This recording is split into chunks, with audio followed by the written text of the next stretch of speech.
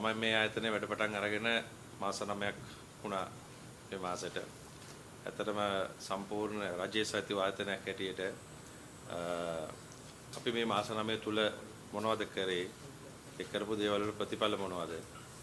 විශේෂයෙන්ම මම පෞද්ගලික අංශයේ ව්‍යවසායකයෙක් ලෙස මේ කාර්යයට සම්බන්ධ වුණාට මට අභියෝග දෙකකට මුහුණ දෙන්න උනා මා විසින් අඳුරගත්තු අභියෝග දෙකක්.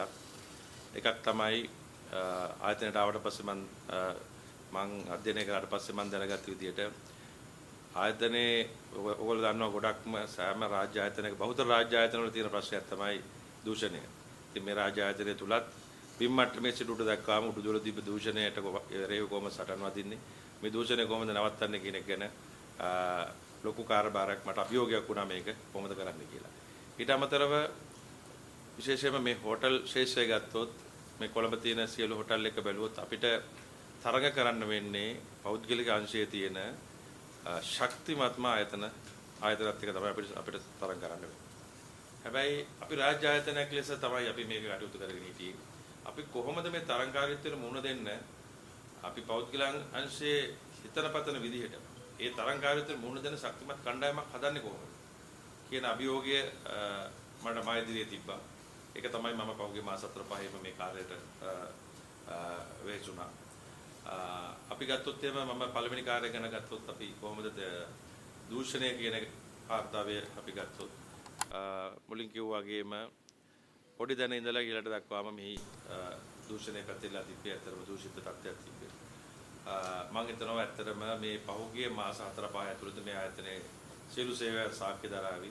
ඉහළ සිට පහළටම දූෂණය සම්පූර්ණයෙන්ම නවත්තලා තියෙන්නේ. ඒ සඳහා සුද්ධ කරනවා ගෝ සුද්ධ කළා තියෙන්නේ.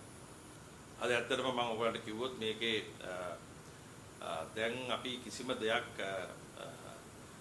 ටෙන්ඩර් දෙන එක අපි අඩු කරලා තියෙනවා. මොකද මේක ඇතුලේ තියෙනවා ඊටාම ශක්තිමත් ඉංජිනේරු කණ්ඩායම. මේ කණ්ඩායම තමයි ඕගොල්ලෝ මේ බලපු හැම දෙයක්ම ඩෙක් එක හැදුවෙත් ඒගොල්ලෝ.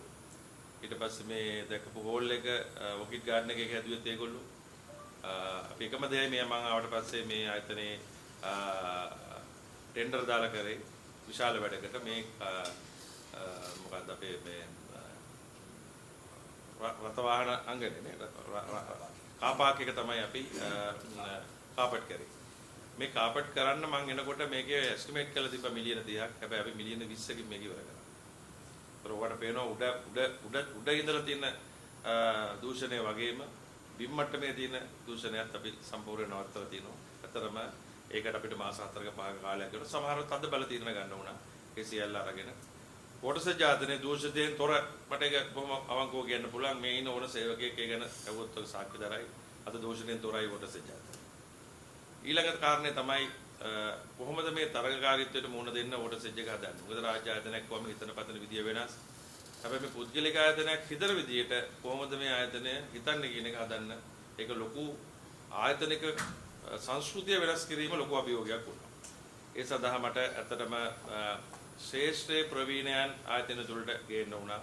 විශේෂයෙන්ම finance director, HR head of HR, purchasing manager, මම හිතන්නේ බැංකට් FMB director, FMB manager, security director මේ ආදී වශයෙන් දක්ෂයන් ආයතන වලට ගේන්න උනා මට. ඇත්තටම මට අද විශ්වාසයෙන් කියන්න පුළුවන් ඕනෑම ඊට අමතරව මට බැංකට් සේල්ස් කියන යුනිට් එකම අලුතෙන් දාන්න උනා. අලුත්ම යුනිට් එකක් දාන්න උනා.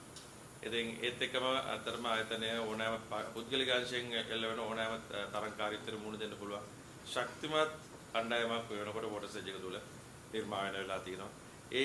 එම කණ්ඩායම හදන්න මට මාස 4-5ක් ඇතුළත දැඩි වෙහෙසක් දරන්න උනා. දැඩි අභියෝග වලට මුහුණ දෙන්න උනා. නමුත් ඒ කාර්යය කළ යුතු දේ ඒ අවශ්‍ය වෙලාවට නිවැරදිව නිර්භීතව කරා මොන ප්‍රශ්න මොන විවේචන එල්ල වුණා. මම හිතනවා ඒ කරපු ක්‍රියාදාමයන් ජයගත්තු අභියෝග දෙකත් එක්ක අපිට මම හිතන්නේ විශේෂිත ජයග්‍රහණයක් ලැබුවා ගිය මාසේ. වොටර්සෙජ් ආයතනයේ අවුරුදු 20ක ඉතිහාසයේ සාමාන්‍ය මාසක් තුල කරන ලද වැඩිම වෙළඳ පිරිවැටුම ගිය මාසේ වාර්තා කරනවා. වසර 20කින් වැඩිම සේල් එක කරේ ගිය මාසේ සාමාන්‍ය මාසේ. ඒත් එක බැලුවොත් වසර 20ක ඉතිහාසයේ FMB රෙස්ටොරන්ට් සේල් එක වැඩිම වසර 20ටම තියෙන වැඩිම සේල් එකකට ගිය මාසෙ. ඉතින් මම හිතනවා මේ ඔබට තේරුම් ගන්න පුළුවන් ඇති අවුරුදු 20ක් දුවපු වෝටර්සෙජ් එකේ වැඩිම පිරිවැඩුම උනේ ගිය මාසෙ නම් අපි කොච්චර වෙනසක් මේ මාස 5 ඇතුළත කරලා තියෙනවද කියලා. ඒත් එක්කම ගිය මාසෙ අපිට පුළුවන් වුණා මිලියන 50ක සුද්ධ ලාභයක් ලබන්න. දැන් රටේ ජනතාව සන්තෝෂ වෙන්න ඕන රාජ්‍ය ආයතනයක් කොහොමද අපි මෙතනට ගෙනාවේ කියලා. මෙතනින් එහාට තවදුරටත් වෝටර්සෙජ් එක අලාභ ලැබෙන තත්ත්වේ නැහැ. අවශ්‍ය සියලු දේ සිදු කරලා ඉවරයි. මේ වෙනකොට සම්පූර්ණයෙන්ම ලාභ ලැබෙන තත්ත්වයට අරන් තියෙන්නේ. වෝටර්සෙජ් ඉතිහාසයේම කළා තියෙන වාර්ෂිකව ලැබලා තියෙන වර්ෂයක් තුළ ලැබලා තියෙන සුද්ධ ලාභයට වඩා වැඩි සුද්ධ ලාභයක් ලබන්න 2026 වර්ෂයේ අපි සැලසුම් කළ අවසන්.